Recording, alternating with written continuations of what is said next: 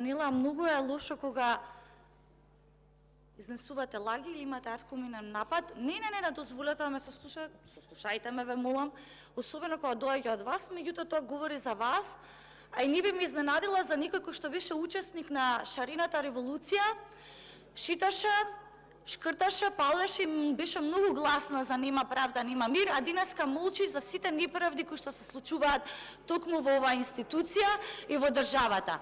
Денеска молчите и за Благојче, денеска молчите и за жената која што го загуби за жал животот, замислете во 21 век с благодарение само на оваа влада и таа која што вие истата ја поддржувате и дополнително како тоа да не е доволно, изнесувате лаги. Ќе искористам вашиот вокабулар од пред неколку години, од пред неколку дена, се извинувам. Вие сте кукавица заради тоа што молчите на сето ова што се случува денес и во државата и во собранието.